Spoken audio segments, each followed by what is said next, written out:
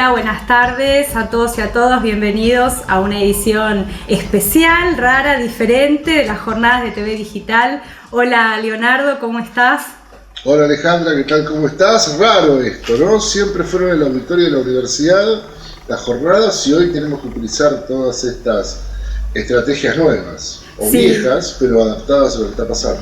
Sí, y nuestra vinculación con la universidad, que es laboral y que es afectiva, siempre decimos que la universidad es nuestra casa y literalmente la universidad en este momento es concretamente nuestra casa. Seguimos construyendo educación pública, ¿no es cierto?, desde nuestros hogares y muy cuidados, ¿no es cierto?, que es muy importante cómo la universidad ha asumido una política institucional del cuidado de sus trabajadores, de los estudiantes, de su espacio público, ¿no es cierto? Y también de los vecinos. Recordemos que la Universidad de Quilmes hace test de COVID-19, pero además es centro para atención de muchas personas que no tienen dónde quedarse y se pueden quedar en la Universidad de Quilmes a cuidado en estos momentos tan difíciles, Así complicados y raros. Así es.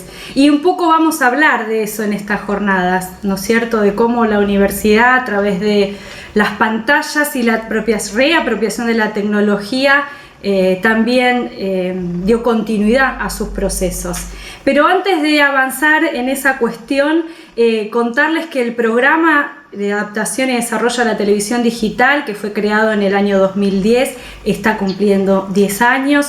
Fue creado por Alfredo Alfonso, vicerrector de la universidad, docente, investigador en el área de audiovisual, que dejó un mensaje para compartirnos en este inicio de las jornadas. Lo compartimos y lo escuchamos. Bienvenidos a las 10º jornadas transversales de la televisión digital. Es un honor poder presentar estas 10º jornadas, producto de tanto esfuerzo en este marco de pandemia, que esperemos que sean las últimas en este marco. Pero bueno, debido a la resistencia, al aguante, a la capacidad, al trabajo, a la disciplina de Alejandra Nicolosi, que lidera un equipo muy importante que ha colaborado, siempre las jornadas están presentes aunque llueve o truene, en este caso una pandemia. Bueno, decirles que las jornadas se han mantenido en 10 años, cosa que también es difícil en Argentina pensar 10 años, con todo lo que sucede en el contexto, la diversidad, la actualización, un criterio donde siempre estuvieron presentes o productores, o investigadores, o académicos, o directores, o realizadores, o especialistas técnicos, siempre con una mesa vinculada también a la actualización de las tecnologías digitales y a las distintas experiencias.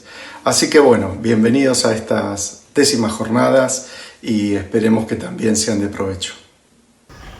Como mencionaba Alfredo en este saludo, hay un equipo atrás de estas jornadas transversales de TV Digital que año a año nos ayudan a organizarlos, que colaboran desde la emisión y transmisión a todo el equipo de UNCTV, conformado por Jorge Núñez, por Cristian Caraballo, por Javier Vidal en la difusión de los contenidos, los colaboradores de todos los años, colaboradoras, Luz Squarson, Chantal Arduini. Hay muchos compañeros y compañeras y docentes que siempre acompañan las jornadas y nos ayudan a llevarla adelante con mucho esfuerzo y mucho compromiso. A muchos de estos compañeros los vamos a tener mañana en la mesa detrás de las pantallas, Pandemia y Tecnología, y nos van a contar cuáles fueron los esfuerzos que hicieron para mantener la continuidad académica, institucional y de comunicación de nuestra universidad en este contexto. Sí, la mesa que nos convoca hoy titulamos Conectividad, Pandemia y Después. Está integrada por Daniel Loretti, que es doctor en Ciencias de la Información y profesor titular plenario de la UBA, Gustavo López, vicepresidente del ENACOM, Osvaldo Bassano, presidente de ADUC, de la Asociación de Defensa de los Derechos de los Usuarios y Consumidores, y va a estar moderada por Cintia Ottaviano. Una mesa que pone en debate, en discusión, el decreto sobre la declaración de la conectividad como servicio público. Cintia Ottaviano, tenemos el lujo de que es nuestra docente de posgrado en las carreras de especialización y maestría en comunicación digital audiovisual. Fue la defensora del público, habilitada por la Ley de Servicios de Comunicación Audiovisual desde su creación hasta el 2016, premiada por su labor en gestión en este ámbito por la OEA y también muy reconocida por su trayectoria periodística en medios gráficos, radiofónicos y audiovisuales también. Así que esa es la propuesta de este año, esperemos que la aprovechen mucho, seguimos conectados y cuidándonos, ¿no es cierto, Leo? Sí, nos quedamos en casa los que podemos y un abrazo a todos los trabajadores esenciales de la Argentina y también a nuestros compañeros que van presencialmente a la universidad a seguir manteniendo actividades. Así es, un cariño y estamos conectados. Muy buenas tardes, muy bienvenidos, bienvenidas y bienvenides a estas 10º jornadas transversales de televisión digital. Es un honor poder participar de esta transmisión en vivo a través de tv.unq.edu.ar. Está hecha la presentación en el sentido de que tendremos un conversatorio sobre conectividad pandemia y después un conversatorio de lujo por la trayectoria, pero también por el compromiso con la democratización de la comunicación de quienes nos acompañan hoy.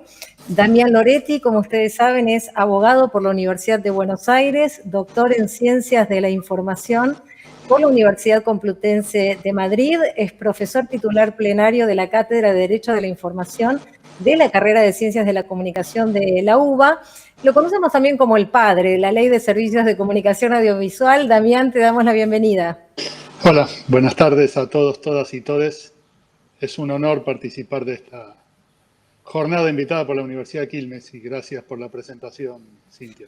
Por favor, un agradecimiento también a Alfredo Afonso, a Alejandra Pia Nicolosi, a todo el equipo que está trabajando aquí en la Universidad Nacional de Quilmes, haciendo más digital que nunca este encuentro y hablando justamente de la digitalización, del avance de las tecnologías de la información y las telecomunicaciones.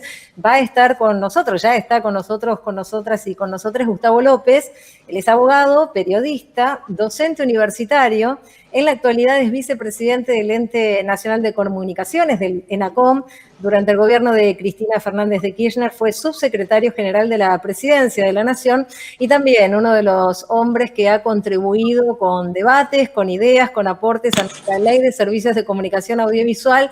Por más derogados que estén algunos de sus artículos, muy bienvenido, Gustavo. Gracias, Cintia. Muchas gracias. Gracias a vos, Damián. Abrazo grande.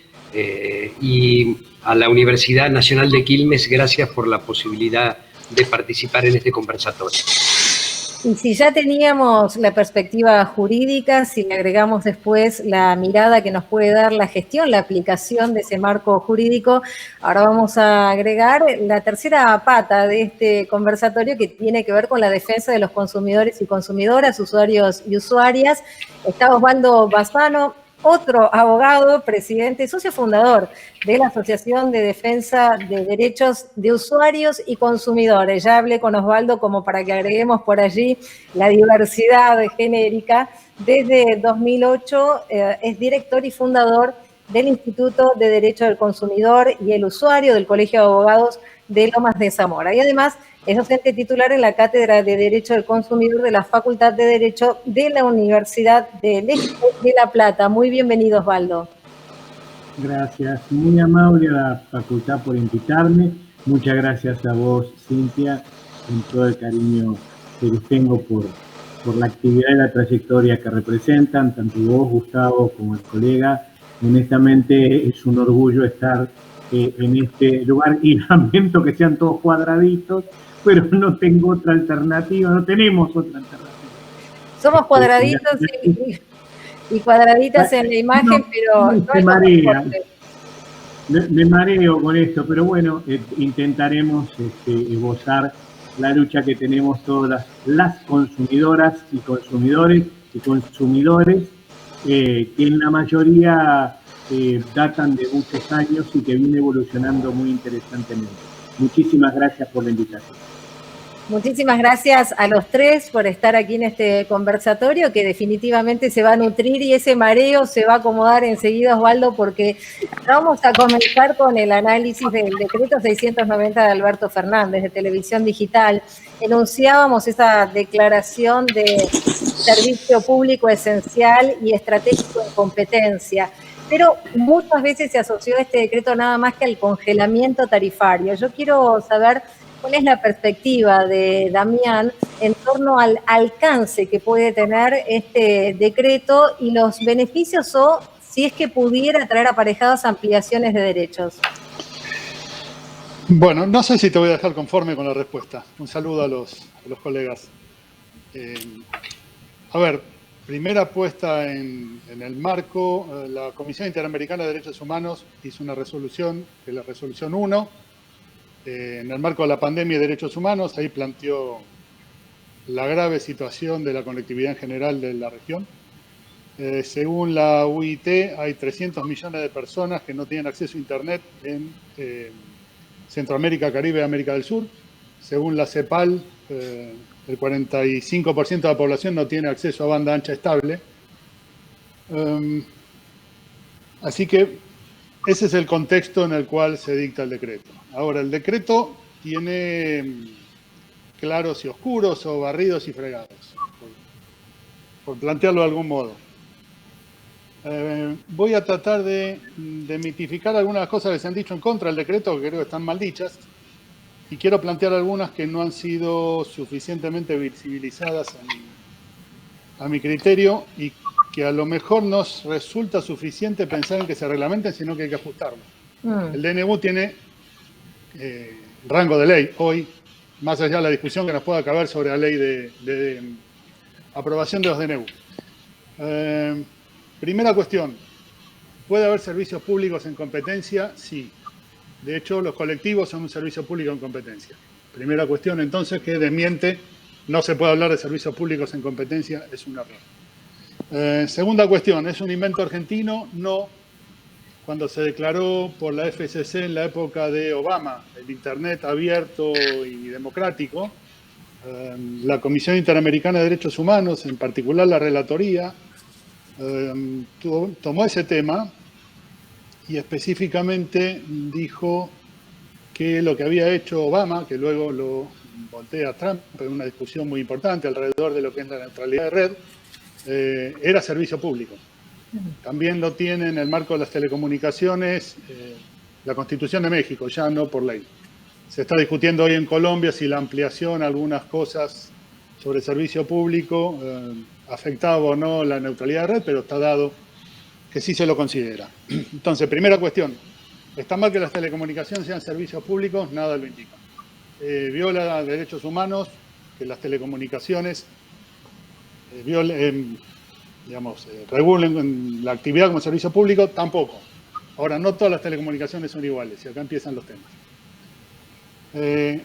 Está dicho, y yo no lo comparto, que lo que se ha hecho en el decreto 690 es recuperar la vieja definición sobre regulación y facultades regulatorias que tenía el Estado antes de que llegara Macri. Eso es parcialmente cierto. ¿Por qué? Porque si bien se repone parte de las facultades, si lo quieren llamar así, que el artículo 15 daba en su momento de la Ley de Argentina Digital, lo que ocurre es que con el 267, ese invento inconstitucional y violatorio de derechos humanos que hizo el gobierno de Macri al inicio de su gestión, incorporó como servicios TIC algunas cosas que antes no estaban en Argentina Digital y que hoy no fueron corregidas y que el decreto 690 se aplica sobre ello. Si miramos el artículo 6 de la Ley Argentina Digital, donde se definen los servicios TIC, ahí aparece el cable, que ya había traído Macri, y aparece, por ejemplo, el servicio de video a demanda como servicio TIC. Entonces yo no creo que la regulación alcance para sacar eso de ahí, que yo creo que es una de las cosas que se pueden discutir más adelante, incluso en esta misma mesa, sobre si el cable o los servicios culturales y educativos audiovisuales deben formar parte de la regla de las telecomunicaciones de la OMC o deben quedar en un marco protectorio como ha hecho la Unión Europea a partir del 2018 como tenía en parte en 2008 y que fue el modelo que se tomó a la hora de discutir la Ley de Servicios de Comunicación Audiovisual. ¿Cuál fue la consecuencia de sacar al cable de la regla de servicio audiovisual? Es que le sacaron la obligación de contenidos propios, de control de concentración, de canal propio y otros tantos que hemos visto en estos años. Dicho esto, estoy de acuerdo en que sea servicio público, las telecomunicaciones, llamémosle básicas, también el acceso a Internet, también el servicio audiovisual, perdón, el servicio de celular, no el audiovisual, no el video a demanda.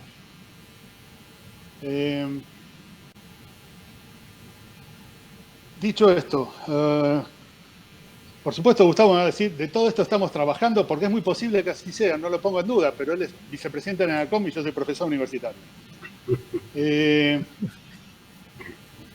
Digo, yo sacaría algunas cosas, repondría algunas vigencias de protección al audiovisual en temas de control de concentración, por ejemplo, que no son las mismas reglas que las de las telecomunicaciones,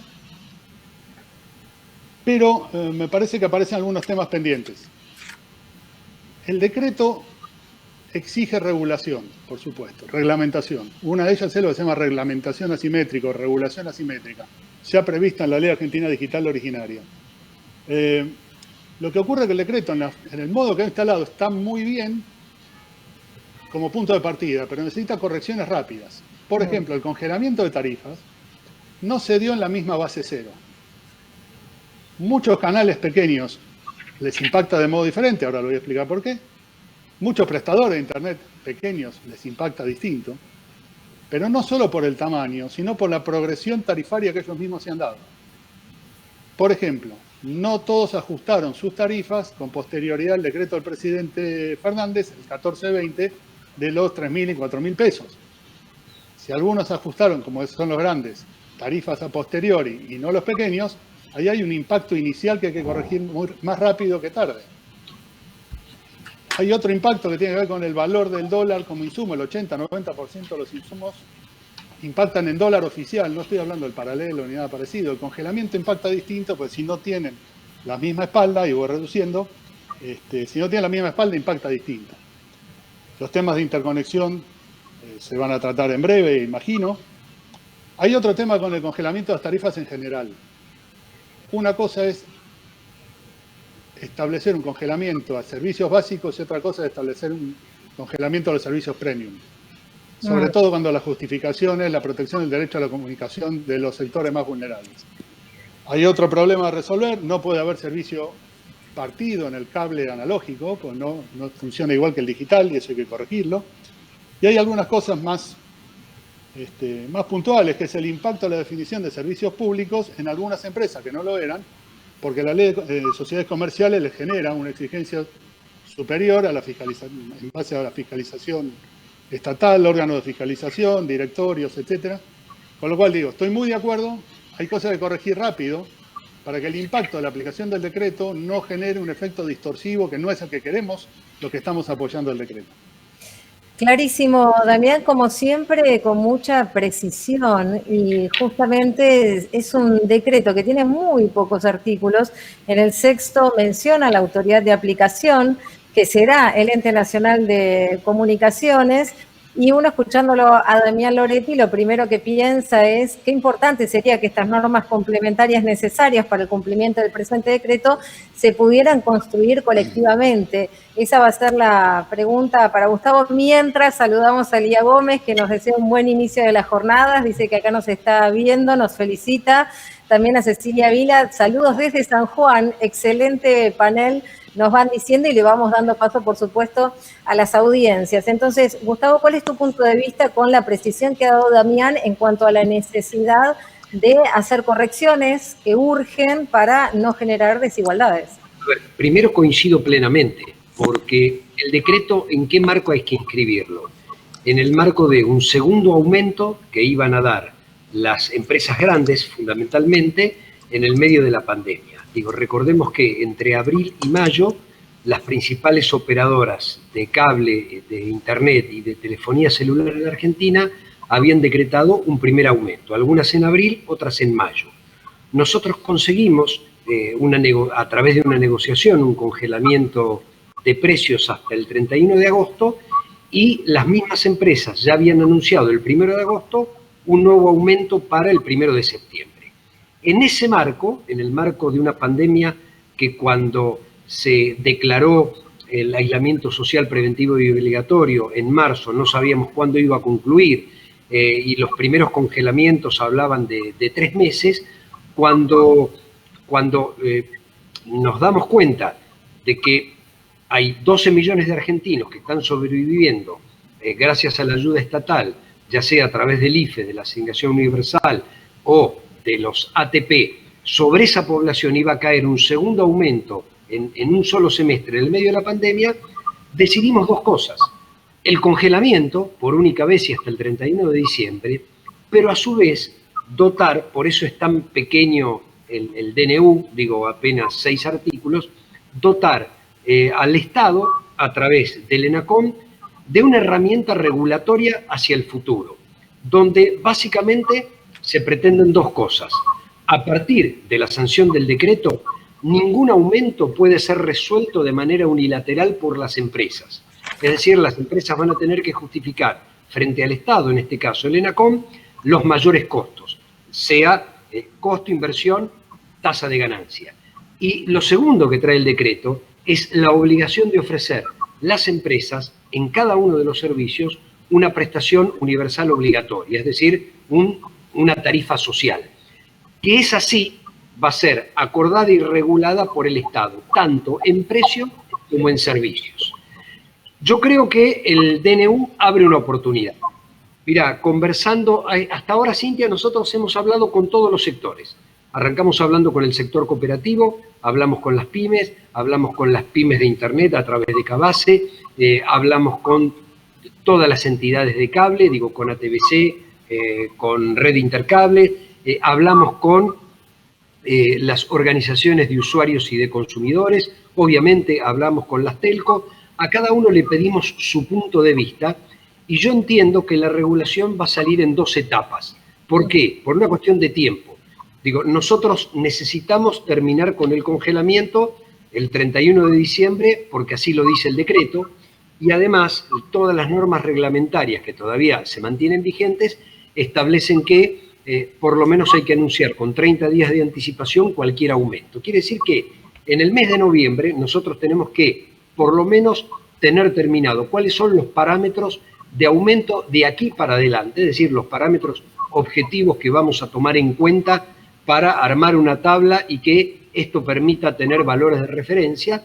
Y segundo, la prestación básica universal obligatoria es qué servicio mínimo para aquellos que están en la base de la pirámide en la Argentina hay que tomar, digo, para aquellos que cobran, no sé, la jubilación mínima o un salario mínimo vital y móvil o que están en el IFE o en la AUH, digo, esa base social de nuestro país, que son 20 millones de personas, la posibilidad de optar por un servicio universal obligatorio que le garantice un servicio mínimo de conexión a través de un precio razonable y una cantidad de datos o de llamadas telefónicas que le permita no quedar afuera de sistema.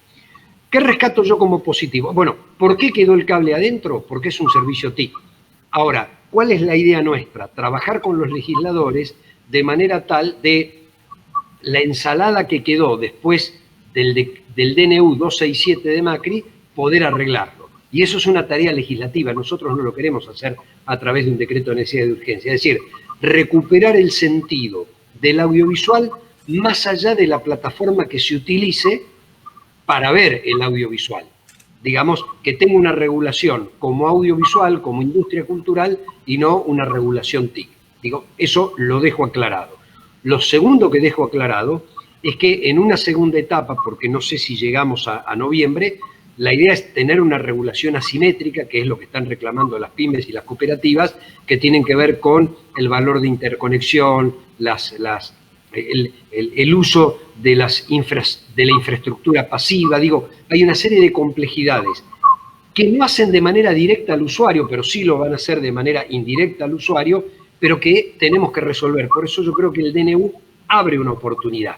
Entonces, creo que es un primer paso, digo, que ha producido un efecto muy interesante y muy positivo, que es declarar servicio público en competencia a todas estas actividades. Va a haber que hacer correcciones a través de la ley, pero lo primero, nuestra obligación primaria es en 20 días tener una primera reglamentación del DNU que establezca precios y que establezca además servicios. Y coincido, los precios premium no se justifican y tendrán otro tratamiento. Y por otro lado, habrá que tener en cuenta, además, la simetría también en los aumentos de precios de aquellos que no habían aumentado, que son las pymes y las cooperativas. En todo eso estamos trabajando en este momento. Esa perspectiva entonces desde la gestión, desde la necesidad de la implementación de este decreto 690, pero es cierto y no se puede dejar de subrayar la pérdida para las audiencias en la categorización del cable como TIC, porque no solo pierden la señal de contenido propio, sino también en la tarea que puede hacer la Defensoría del Público de Servicios de Comunicación Audiovisual. Ahora, Gustavo nos referenciaba la tarifa social, que ya estaba prevista en la Ley de Servicios de Comunicación Audiovisual, que no se llegó a implementar. Entonces, Osvaldo, desde el punto de vista de consumidores y consumidoras, usuarios, usuarias, este decreto 690, ¿es una oportunidad o trae algún perjuicio también? Primero, muchas gracias. Primero voy a suscribir lo que han dicho los dos expositores. Inclusive Gustavo López nos ha invitado desde el ENACOM a todas las asociaciones para que colaboremos en la redacción del decreto, así que de la reglamentación del decreto. Pero nos parece que tenemos un desafío muy grande con el 690. Primero, que no me disgusta que sean pocas palabras las que se digan, porque a veces cuando legislamos con muchos artículos hacemos uso de esa frase famosa, no aclare que oscurece. Y acá lo que tenemos que solucionar es un crimen que ocurrió allá por el 2015, cuando la ley de medios y la ley de TICs fue literalmente destruida por el gobierno de Macri, la cual nuestra asociación con otras organizaciones iniciamos varias acciones colectivas y amparos, y hoy se soluciona un problema, es decir, se trata de enmendar este crimen de destrucción masiva que ataca 3 puntos principales. Primero, el principal está atacando, yo creo que lo que tenemos, que son los monopolios. La Argentina en los últimos años, y esa acción del gobierno pasado sirvió para la amplia concentración en muy pocas manos de los medios de comunicación, de las comunicaciones y de los medios audiovisuales. Y por otro lado, también empezar a vislumbrar en comunicaciones la finalización que existe. Las finanzas se han hecho cargo de todas las estructuras productivas de la sociedad, y eso ha generado que las estructuras de costos tengan para el consumidor literalmente costos extras que son financieros. Yo le diría, para que la gente lo entienda mejor, son de timba, que no tienen nada que ver con el costo verdadero de lo que es la estructura de un producto o de un servicio. Y el tercer problema es la competencia, que ese monopolio ha destruido y que ha generado que existan, más allá de las cooperativas, que a veces en el interior se han transformado en un dolor de cabeza a veces para el consumidor, esa competencia ha sido totalmente dispar. Entonces estamos frente a un desafío, no solo por frenar los aumentos, que en el fondo, si vamos a estructura de costo y sin estructura financiera, los aumentos son totalmente ficticios. Son monopolios que venden un producto, a través de un cañito, te venden 3 productos y esos 3 productos lo cobran distintos a los 3 productos. Y después cobran la publicidad aparte, le venden el on demand con más propaganda, le venden el HD con más propaganda, te venden el celular con más propaganda y una serie de situaciones que vienen transformando al sistema digital en algo en la cual lamento decirle, Gustavo López, que el Estado viene caminando de atrás. No está regulando anticipadamente, venimos caminando de atrás. ¿Por qué? Porque la evolución es tan rápida, tan gigantesca, que cuando aparecemos para tratar de frenar digamos, los abusos, allí ya venimos de atrás. Y no es un problema que yace en un gobierno o en otro, y en este que ha tratado de darle más derechos a los consumidores y al pueblo en general, sino que lamentablemente es un problema de esto que viene señalando, que es la finalización del mercado, concentración monopólica, y que ha significado, y digámoslo con todas las letras, que hoy tengamos un grupo llamado Grupo Clarín, que tiene todas las líneas: telefonía fija, telefonía celular, telefonía de cable, y ese grupo tiene en sus manos el poder económico de la transmisión de datos personales y financieros y de estos personalísimos de los individuos. Eso es peligrosísimo, eso es peor que el estado subversivo de un estado donde pierde hasta la soberanía. Creo que la futura regulación debe ingresar a tomar una injerencia directa del Estado en el mercado, para que de esa manera no se perjudique al consumidor, a la consumidora, al consumidor, porque esa es una forma de tratar de evitar los perjuicios. Gracias. Prestando atención, evidentemente, a lo que han señalado, ya podemos pasar al segundo eje. Antes déjenme saludar a Claudia Ducatensegler, que dice: Renau, presente en esta jornada, felicitaciones. Y bueno, contarle a la audiencia que tiene habilitado allí el chat para incorporar preguntas para quienes están participando con nosotras y con nosotros en este conversatorio. Y digo, Damián, que prestando atención ya se da paso al segundo eje, porque Gustavo nos hablaba de una ensalada jurídica. Recién Osvaldo nos decía el peligro que nos han puesto las modificaciones de la Ley de Servicios de Comunicación Audiovisual. ¿Qué hacer frente a esta diversidad de instrumentos jurídicos? Leyes, decretos de necesidad de urgencia, decretos. ¿Cómo se armoniza esta realidad para ir hacia una democratización de la comunicación y no en el escenario actual de ultraconcentración?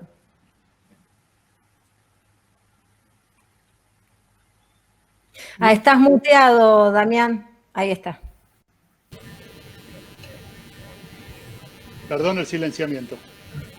Decía, esta es la parte en la cual vuelvo a ser de profesor universitario y Gustavo nos dice cuál es la agenda del Estado. Porque hasta hace poco tiempo no había instancia, no había agenda para empezar a discutir lo que podría ser una ley del audiovisual. Dicho esto, y con los matices que puede haber dentro de los que pensamos parecido, pero no igual, yo incorporaría algunos elementos en debate. El primero, no se puede hacer lo que a veces los abogados decimos una supresión hipotética de hechos. No podemos arrancar como si fuera el 10 de diciembre de 2015 y nada pasó. No solo por lo que pasó en Argentina, sino por lo que pasa en otros lugares. El otro día el relator especial de libertad de expresión terminó el mandato y dice: cuando yo empecé no había Twitter. Los europeos cambiaron 2 veces. Desde que nosotros aprobamos la Ley de Servicios de Comunicación Audiovisual, aprobaron 2 veces 2 directivas de cambios de su vieja directiva europea de comunicación audiovisual. Y allí incorporaron el tema de las plataformas e incorporaron lo que llaman ellos ámbitos de intercambio de videos o de productos audiovisuales. Podría ser YouTube uno de los ejemplos, pero no solo. Ya de hecho hoy seguro que no solo, que cuando ellos lo armaron. Porque lo que hay que tener en cuenta, y por ahí voy a compartir en el fondo, pero no en algún matiz con lo que decía recién Osvaldo.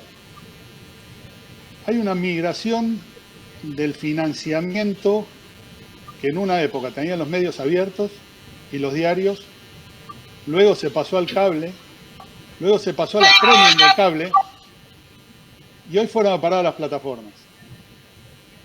Plataformas que no tienen regulación local en casi ningún lado, plataformas que tributan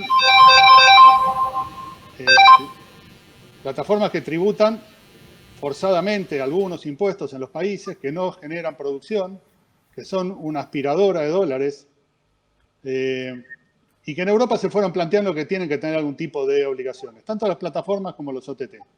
De hecho, Argentina cambió hace no demasiado tiempo su su ley de financiamiento de partidos políticos para decir inclusive que la publicidad oficial tenía que tener una cuota que fuera a los medios, llamémosle así, tradicionales, incluida la publicidad oficial. Si uno mira la cantidad de plata de publicidad oficial que va a parar ahí. Bueno, en este marco, en otros países del mundo se está reclamando que financien instancias de pluralismo y diversidad. En la Argentina hay un proyecto de ley en diputados dando vuelta con eso, de varias organizaciones. Que esto tiende a un panorama de medios, como dice el sistema interamericano, más equilibrado. Pero básicamente yo no creo que haya una ley de la convergencia. Yo creo que los servicios son distintos. Que lo que convergen son los operadores. Porque tienen distintas cosas para discutir. En Estados Unidos la FCC hace algunas cosas con Internet y hace otras cosas con los audiovisuales. De hecho, ahora el gobierno republicano está tratando de cambiar las reglas de concentración. Digo, los trabajadores, los académicos, Fontevecchia en algún momento mencionaron que si el Estado seguía poniendo plata en los que no producían contenidos, el periodismo se moría. Y con la pandemia eso está en peores condiciones. La UNESCO ha dicho que la sustentabilidad de los medios es un tema crucial. Entonces, para pensar un escenario de mayor diversidad y pluralismo, hay que pensar no solo las obligaciones, sino como también hacía la ley de medios, de qué modo se diversifica la oferta y las plataformas de acceso. A la Defensoría que la están acribillando, no solamente van por el observatorio. A la Defensoría la están acribillando, van para sacarla de la cancha, como los últimos 4 años, entre otras cosas, para que no existan más audiencias sobre eventos de interés relevante. Porque el problema de la concentración no es solamente cuántas licencias tiene cada quien, es cómo se financia la aparición de medios nuevos y cómo se les facilita, gestiona, promueve la accesibilidad a contenidos de interés relevante. Y eso involucra también, a la hora de financiarlos, a los que sacan plata sin producir. Clarísimo, Damián, y recordémosle a la audiencia, quienes nos están acompañando, que ese artículo, los artículos de la Ley de Servicios de Comunicación Audiovisual vinculado con el interés relevante, por ejemplo, es el que nos ha permitido participación en el marco de audiencias públicas, en una construcción de una lista colectiva de cuáles son esos eventos de interés relevantes y la posibilidad de acceder, por ejemplo, a través de la televisión pública a determinadas finales o participaciones de la selección de fútbol o de otras selecciones en otros deportes, sin tener que estar pagando aparte, como ocurrió durante el gobierno de Mauricio Macri. Ahora, Gustavo, bueno, evidentemente hay un alto grado de responsabilidad, ¿no?, en la posibilidad de trabajar desde el ENACOM para armonizar la realidad jurídica en la Argentina, que le llamaste ensalada. Bueno, Damián decía, no, la convergencia es de los operadores, no hace falta una ley convergente. Pensemos en la sustentabilidad, pensemos en la sostenibilidad para diversificar los medios y el acceso. ¿Cuál es tu punto de vista? A ver, mi punto de vista, y hablo en términos personales, digo, no hablo en términos del Estado, yo creo 2 cosas. Primero, Osvaldo decía, el Estado siempre vino detrás de la regulación. Es cierto, Osvaldo, pero además, si a eso le sumás que durante 4 años el Estado se cortó las piernas él mismo, es decir, se puso a disposición de la concentración empresaria, bueno, hemos retrocedido y hemos retrocedido mucho. A mí me parece que se requieren sí o sí algunos cambios legislativos. Esto después se discutirá si es una ley convergente, pero claramente hay que hacer algo con el audiovisual en general y con el cable en particular, porque quedó metido en una ley de la que no tiene nada que ver, y todos sabemos cuál era la única finalidad. Digamos, la finalidad del decreto 267 era doble. Por un lado, terminar con el artículo 45 de la Ley de Servicios de Comunicación Audiovisual, que tenía que ver básicamente con la propiedad cruzada de medios o con las licencias cruzadas, digamos, con la concentración monopólica, al quitar directamente una de las 4 patas de la regulación y pasarlas a otra ley, ya nadie necesitaba vender ningún activo para adecuarse a la ley, estaban todos adecuados automáticamente. Y segundo, aprovecharon también para quitar servicio público a las TIC y servicio público a la telefonía fija. Algunas cosas repuso el 690, pero me parece que el 690 lo que generó, por lo menos esto es lo que yo veo en diálogos con distintos actores, pero sobre todo con el Poder Legislativo, volvió a dar la posibilidad de, ¿saben qué? Se puede regular. Y me parece que nosotros hemos aprendido qué batallas hay que dar, cómo, de qué manera, y creo que se abre una buena oportunidad de regulación. Llámala regulación corta o como quieras, pero que claramente hay que arreglar esto que yo llamo ensalada y que algunos lo llamarán engendro o monstruosidad que ha ocurrido con el decreto 267, creo que hay que hacerlo. ¿Qué pienso yo en términos de comunicación social y en términos de diversidad y pluralidad? Que hay que pensar en la sustentabilidad o sostenibilidad de un sistema. Digamos, si esto queda exclusivamente a disposición del mercado, nosotros sabemos que los grandes grupos de medios tienen, además de toda la cadena vertical de producción de la noticia, tienen además, y posición dominante en algunos de los mercados, tienen además otros intereses. Esto es, son grandes conglomerados que tienen intereses en el agro, que tienen intereses en la industria, que tienen intereses en el sistema financiero internacional. Muchos de los socios de los grandes grupos son fondos de inversión. Entonces, ¿cómo hacemos nosotros para sostener un sistema diverso y plural si esto queda librado simplemente a la oferta y la demanda? Sabiendo que un conglomerado puede perder dinero en uno de los rubros, como es una radio, para fundir al resto del sistema porque ya lo ha hecho. Entonces yo creo que hay que pensar desde el Estado en términos de sistema. Esto es, no solo los fondos del FOMECA que tiene el ENACOM, que hay que convertirlo en fondo fiduciario para aumentar lo que hoy se recauda y no se puede gastar, sino que yo creo que tiene que haber una ley de pauta de publicidad oficial que tiene que preservar el 33% para los comunitarios, que tiene que preservar desde mi punto de vista el 33% para las pymes y el resto para el resto de los servicios, porque las pymes están en la misma condición.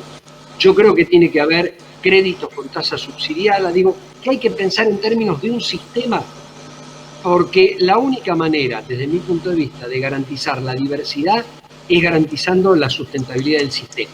Ahí el ENACOM tiene mucho que aportar como órgano regulador y como favorecedor de determinadas políticas de fomento con el sistema universitario. No puede ser que el sistema universitario no esté unido y tenga una, dos o tres grandes productoras de contenidos, con la televisión digital, que hay que rearmar la televisión digital para que no sea una alternativa para los pobres, sino que sea una alternativa para todos los ciudadanos, los que puedan pagar y los que no puedan pagar. Me parece que el sistema cooperativo tiene que tener también una gran productora de contenidos audiovisuales. Eso por un lado. Creo que hay que regular las OTT y que deberían pagar un canon. Primero, para el Fondo de Servicio Universal, para financiar el sistema de redes sobre el que se monta, pero también para el audiovisual, creando un fondo especial distinto al que tiene el Instituto de Cine, con lo que paguen esas plataformas. Creo que hay que tomar el ejemplo que están haciendo los europeos últimamente, además cuota de pantalla, etcétera, etcétera, etcétera. Creo que tenemos una gran oportunidad. ¿Cómo? ¿Quién lo encabeza? ¿De qué manera? Yo creo que el 690 dio aire para empezar a juntarse y pensar en estas nuevas regulaciones. Antes de pasar al último eje, ya prácticamente hace una hora que estamos en este conversatorio con mi actividad pandemia y después, el último eje que abordaremos tiene que ver con las brechas de géneros en las tecnologías de la información y la comunicación, en el campo de la comunicación. Pero Osvaldo, quiero conocer tu punto de vista sobre el otro tema que introdujo primero Damián y recién Gustavo, sobre la necesidad de grabar a las OTT y a las plataformas. Estamos aportando desde la Argentina, sobre todo en tiempos de pandemia, cada vez más recursos hacia esos espacios y no están quedando en la Argentina.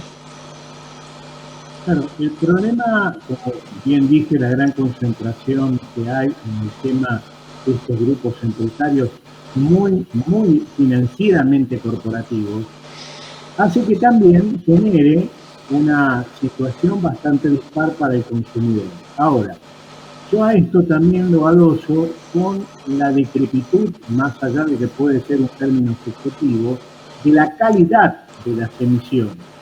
Una de las situaciones que se vienen generando a través del tiempo con enlatados en algunos medios, hablando concretamente de los medios. Y esto, ¿qué genera? Genera la concentración que existe hoy en muy pocas manos. Porque cuando hablamos de cable, hablamos de medios, también hablamos de telefonía celular, que oculta todo el negocio de la transmisión de datos personales, que es altamente, es petróleo eso, ese es un nuevo petróleo del siglo XXI. Ahora, toda esta situación es una oportunidad impresionante que tenemos con el 690, porque el 690 pateó la puerta y abrió definitivamente los derechos de los consumidores y del pueblo en general a tener comunicaciones pura y exclusivamente que sean más democráticas, medios de comunicación que sean democráticas y producciones en los medios audiovisuales que tengan calidad nacional y de exportación. Es decir, necesitamos todas esas circunstancias que hoy, en la actualidad, más allá de la pandemia, ha demostrado que la alta concentración no sirvió para nada, que lo único que han generado es sistemas decrépitos y sistemas con una irregularidad constante en perjuicio del consumidor, nada más que para ordeñarle el bolsillo en el cable, para ordenarle el bolsillo en el teléfono celular o para ordenar el bolsillo en internet. Lo que ha demostrado también que evidentemente había otra puerta. El internet a través de la televisora que se emite por internet como este canal ha generado una democratización aún mayor que no lo teníamos anteriormente. Pero ahora no solo debemos dar información, sino dar en los medios más calidad artística de arte para que se genere una cultura. Nosotros hablamos mucho del imperio, y perdón esta digregación, pero viene al tema de los medios. Hablamos del imperio. El imperio no solo nos tomó por economía, sino nos tomó por la cultura. ¿Nosotros tenemos medios que se ocupen más de nuestra cultura? ¿O vemos más una película americana traducida y no nos preocupamos en lo que... ¿Se dan cuenta de lo que estoy hablando? Por otro lado, en uno de los temas que ustedes hablaron, lo que se llamaría el monopolio de los estados paralelos que existen en el sistema de los grandes grupos que intervienen en Internet. GAFA. Son estados paralelos que tienen justicia, que tienen normas y que tienen moneda. Moneda. Hace poco ha salido un fallo donde ordenaron el embargo de una billetera de Mercado Pago, lo que nos obliga a pensar seriamente que necesitamos una regulación de todo el sistema y que se nos cuela por productos, por sistemas, por cultura, por sociedad y por finanzas. Entramos al último eje, bueno, reforzando para las audiencias que GAFA no es otra que Google, Amazon, Facebook y Apple, ¿no? Las grandes transnacionales que hoy definitivamente hegemonizan y de alguna forma también apuntan hacia esa colonización cultural de la que estaba dando cuenta Osvaldo. Y decía que entramos porque ya nos quedan unos pocos minutos al último eje.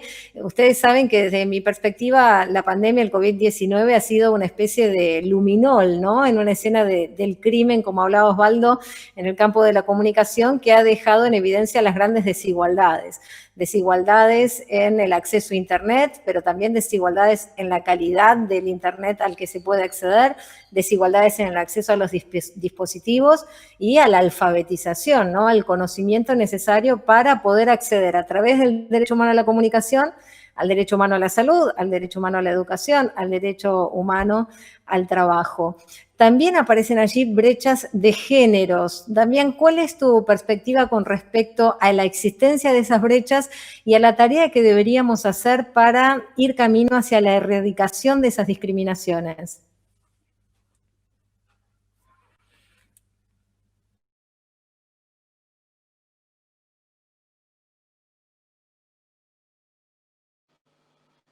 Perdón el silencio. Decía, si me dan media hora, por ahí puedo hacer el punteo. A ver, habría que hacer una mesa solo por lo que dice Osvaldo. El tema de de funcionamiento paralelo de empresas que parecen que tuvieran derecho público cuando en realidad se sostienen en un contrato privado con las personas, pero no obedecen ninguna regla estatal, ni siquiera la del domicilio. Solo eso es una mesa. A ver, ¿qué pasa con las plataformas? Un día editan, otro día no editan, un día toman la regla de sonoradores, otro día solo dan conectividad. Si te corren la cancha todo el tiempo es muy difícil hacer un enfoque, salvo decir que esto es parte del problema del enfoque. Porque también hay temas de interseccionalidad, no solo de género, alrededor de qué es lo que pasa con las plataformas y alrededor de qué es lo que ha pasado con los medios y de un efecto entre muchos que ha traído la pandemia en términos de condiciones de empleo. Voy a hacer solo un destacado, en homenaje al tiempo, de una encuesta que hizo la Federación Internacional de Periodistas. 1.600 periodistas de todo el mundo, les voy a hacer el resumen. ¿Cree que el COVID incrementó la inequidad de género en su industria? Sí, 56,6%. ¿En qué forma? En salarios el 27%. En responsabilidades el 45%. En la diferencia en las promociones 18%, en las coberturas de temas 24%. Y en la dificultad de conciliar la vida privada con la vida profesional contestó que le había afectado un 62% de las encuestadas. ¿Su sindicato tiene alguna política adoptada al caso? Solo dijo que sí el 25%. ¿Cuál es el nivel de bullying que sufrió? Menos de la mitad dijo ninguno. O sea, más de la mitad, algunos sí planteó. ¿Cuál fue el nivel de acoso o intimidación en el trabajo durante la pandemia? De vuelta, 1.600 compañeras periodistas que contestaron. No cambió, 46%. Disminuyó, el 20%.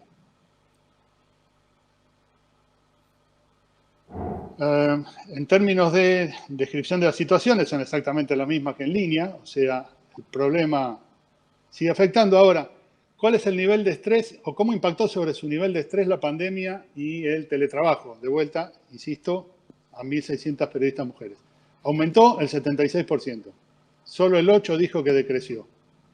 ¿Cuáles son las causas del incremento del estrés? La falta de cuidado de los niños, 17%. Manejar múltiples obligaciones durante la tarea, 56%. El miedo a la pandemia, 43%. Miedo a la pérdida del trabajo por no adaptarme, 42%. Caída de ingresos, 42%. Pues este es el escenario de la que la pandemia deja en términos de género en los medios de comunicación social. Y esto ¿Cómo salir de eso? Yo creo que hay soluciones diversas. Hay dando vueltas algunas leyes sobre incorporación de cuotas de géneros y transgéneros en los medios públicos. Me parece que está muy bien. Es muy complejo plantear esto en términos de incorporación obligatoria en medios privados, pero sí me parece que debe haber algún tipo de mecanismo de promoción.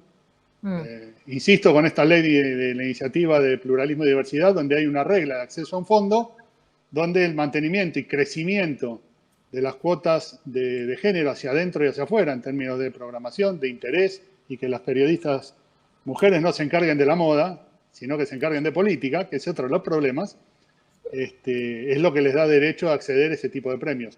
Me parece que es un mecanismo que hay que ponerle mano más rápido que tarde. La pregunta la hizo Damián, ¿cómo salir de este campo de desigualdades teniendo la oportunidad, Gustavo, de trabajar desde la autoridad de aplicación? Me parece que con regulaciones positivas. Creo que desde que el tema está instalado como tema, uno podría poner desde la reforma de 1994 de la Constitución, cuando se hablaba de la ley de cupo, ¿sí? En adelante me parece que es un tema que ha avanzado a partir de la regulación estatal, ya sea vía Congreso de la Nación, ya sea vía Poder Ejecutivo, la reglamentación. Me parece que es la herramienta, que el tema está instalado, el tema de la brecha sigue las inequidades que siempre tuvimos, en algunos casos de tipo económico, en otros casos de género, y en el caso de género es por género y económico al mismo tiempo. Así que, y todo eso, la única posibilidad de revertirlo es con legislación positiva en la materia que reconozca esa inequidad y a partir de campañas de concientización en donde el Estado debe cumplir un rol central para que esas modificaciones, digamos, se concreten en la práctica, en la cotidianeidad. Osvaldo, empezamos por tener un lenguaje no sexista y le cambiamos el nombre de la asociación. Consumidores. Consumidores en general, desconsumidores, ahí está, me gustó. La verdad que muchísimas gracias. Voy a leer algunos de los mensajes. Leonardo Mora dice, excelente panel. Luchi Cogan, felicidades, excelente. Daniel González, excelente panel. Luz Squarson dice, increíble este panel. Realmente felicitaciones por la participación porque los comentarios son muy, muy buenos. Saludan desde el aula 18, Laboratorio Audiovisual, y dicen, excelente.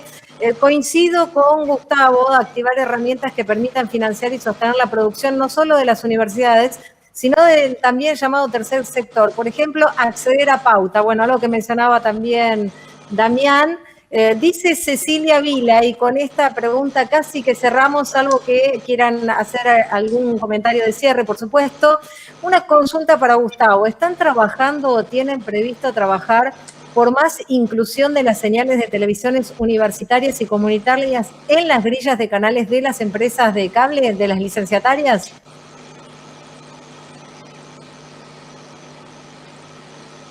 Estás muteado. Vamos a hacer la remera ya. Estás muteado. Digo que más allá de la ensalada o del engendro, donde no se sabe si todas estas obligaciones quedaron o no quedaron en la ley, la interpretación que hizo el ENACOM desde el día 1, que la obligación de Mascarri seguía en la ley. Y la misma interpretación, y ahí me puede corregir Damián porque de esto sabe mucho más que yo, la hizo la justicia, obligando a subir al canal del Chaco o al canal de San Luis a las grillas. Nosotros lo que hemos hecho es repuesto la obligación de acomodar la grilla por temáticas, es decir, todos los canales de noticias juntos, todos los de aire juntos, etcétera, etcétera. Y estamos modificando el 5160, que es una resolución que dejaba liberado al mercado, a la negociación entre privados, algunas cuestiones de grilla, para volver a algo más exigente. La verdad que esto en realidad tiene que ver con un fenómeno de durante 4 años hubo una legislación y un accionar para que el Estado no interviniera y no pasara nada, y hay que retomar, y no retomamos desde cero, retomamos desde menos 10 como el chinchón, pero para nosotros la legislación sigue vigente, así que vamos en ese sentido. Bueno, y la última pregunta dice para Gustavo también, quería consultar por qué no ENACOM no promueve publicidad institucional sobre la TDA. Muchos entendemos que gran parte de la población desconoce sus beneficios, y es cierto, Gustavo, falta más diversidad en el alcance, es decir, que acceda a la información. Es muy importante la TDA, sí. Es muy importante para muchas zonas del país y para muchos usuarios de bajos recursos también. Yo debo decir que el Estado, el gobierno nuestro tardó 8 meses en definir a la persona que se va a encargar de la TDA, es Gonzalo Carvajal, asumió hace un par de semanas. Él es una persona que tiene la camiseta puesta en favor de la TDA, que tiene ideas muy claras en ese sentido, y vamos a trabajar en conjunto. Yo espero que en los próximos 30 días, y así espero que sea, podamos hacer, o él pueda hacer un anuncio de contenidos, ya que ya se hizo un anuncio de la necesidad de obras de infraestructura por el abandono que sufrió en los 4 años anteriores, pero sí, es una herramienta fundamental. Osvaldo Basono, tus últimas palabras para cerrar. No, primero y principal, muchísimas gracias, porque estos paneles generalmente ayudan mucho y más en una impronta tan necesaria como es las comunicaciones, que es una de las patas de esta sociedad moderna del siglo XXI, y a los consumidores interesa la democracia dentro de las comunicaciones. Gustavo López. Yo la verdad que simplemente agradecer a la universidad, a los amigos con los que he compartido el panel, a la Universidad de Quilmes la quiero mucho, la respeto mucho, así que bueno, gracias. Gracias por la posibilidad de este debate tan amplio, tan rico, del que me llevo muchas cosas anotadas. Gracias. Y señor Damián Loretti. Bueno, gracias. Tomo el guante que dejó Gustavo. Yo creo que hay que ponerle mano muy rápido a la 1394, que fue parte del zafarrancho que armaron para tapar los agujeros que dejaron con la ley de medios. Ya que van a revisar la 5160, creo que hay que pegarle una ojeada a eso para ser más firme, que no sea la justicia la que pone a las señales universitarias, porque se encargaron de bajarlas cuando voltearon la ley. Bueno, sin que se entere nadie, Damián, sí. Te voy a llamar por teléfono si me das una manito. Bueno. Después hablamos con Osvaldo para que me asesore. Excelente lo que han dicho los tres y sobre todo no judicializar la comunicación. Evidentemente es un campo de disputas permanente, pero que podemos resolver en ese campo de la comunicación. Hemos llegado a las 4:15 y aquí es cuando termina entonces este conversatorio que debería haber durado horas. Es apenas un comienzo. Estuvimos dialogando sobre conectividad, pandemia y después Alfredo Alfonso dice: felicitaciones compas del panel, brillante Cintia. Gracias, Alfredo, por haberme abierto las puertas de la Universidad Nacional de Quilmes. Mirá lo que tengo acá. Alfredo fue jurado de mi tesis doctoral que concluyó en este libro, Derecho Humano a la Comunicación, así que mi agradecimiento eterno. Nos estuvieron siguiendo por tv.unq.edu.ar y mañana la seguimos, por supuesto, detrás de las pantallas, pandemia y tecnologías, después de la apertura, que será a las 3 de la tarde, con Alejandra Pianicolosi y Leonardo Marina. Un agradecimiento enorme. Estuvieron con nosotras, con nosotros y con nosotros Damián Loretti, Gustavo López, Osvaldo Bassano, haciendo aportes. Este campo es dinámico, somos el gerundio. Lo que importa es que la construcción siempre sea colectiva en defensa del derecho humano a la comunicación. Muchísimas gracias y nos seguimos viendo. Gracias. Gracias.